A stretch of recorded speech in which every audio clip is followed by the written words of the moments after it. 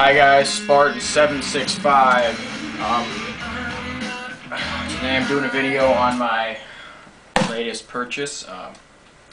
This is the mosin nagant M38 carbine.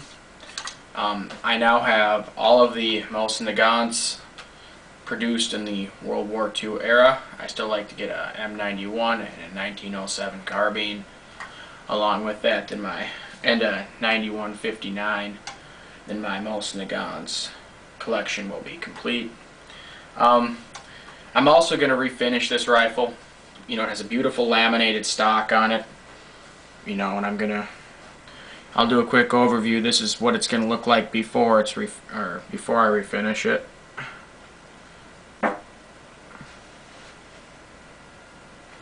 As you can see, especially the handguard, the majority of the finish is worn off. It only took about an hour to clean the cosmeline out of this one. It wasn't too bad. The barrel on it's very good. Minor frosting, very sharp lands and grooves. It'll be an accurate shooter. Perfect crown. No rounding off at the crown at all. It'll be a real good shooter. Couple other things I'm going to do with this rifle. Oh, by the way, this is made at the Ishvesk Arsenal in 1942. All serial numbers match, every single one. The bolt is all electro-penciled. The bolt's electro-penciled. The butt plate's electro-penciled. So is the magazine follower or drop plate. Electro-penciled serial numbers. They all match. One thing about this rifle makes it kind of unique is it does have, this is actually an M stock for an M44 carbine. You can tell because of the groove here for the bayonet.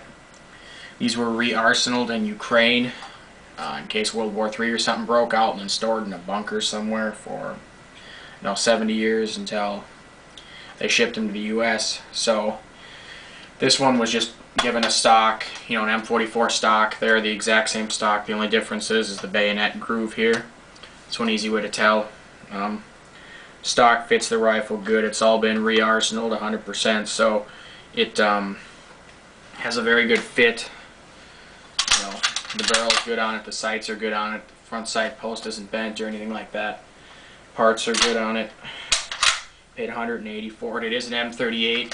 That's why I paid $180. I haven't seen one of these anywhere in any store at all. And I've been looking for one of these. I've looked at over 55 places for an not an M44, but an M38. That's what this is. The carbine without the bayonet. And this is the first one I found. I got it, believe it or not, at Fleet Farm. I've looked on the internet and all over and I can't find one, and I don't like to buy off a gun broker. Just my personal opinion. Things I'm going to do on this is the trigger pull's kind of stiff and grainy. I'm going to give it a nice trigger job. I'm going to give it a bolt job too, because the bolt opens kind of hard. That's just because where the cocking piece rubs on the bolt body, it isn't very smooth. And where the bolt body right here rubs on the receiver isn't very smooth. I'm going to smooth those two out and the bolt should work. It works perfect now, it's just a little rough. But when I get done with it, it'll be perfect.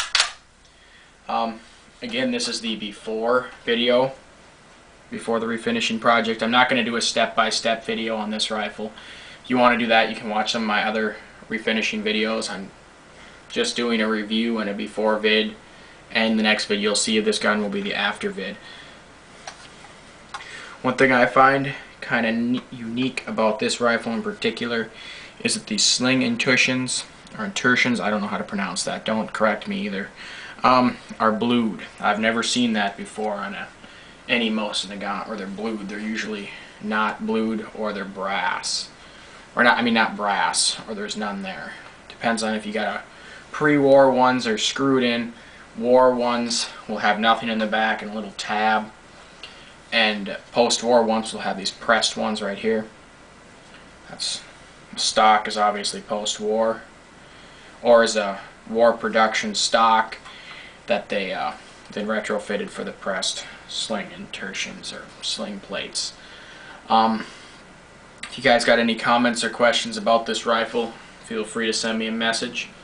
The next mosin nagant I hope to get in my collection of Russian mosin nagants anyway, I'm not even getting into the finished ones yet, will be probably an M91 or something like that.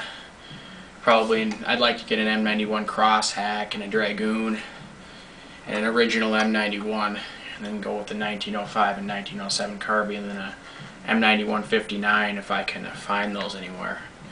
But like I said, questions, comments on this rifle here, feel free to send me a message. Spartan765 out.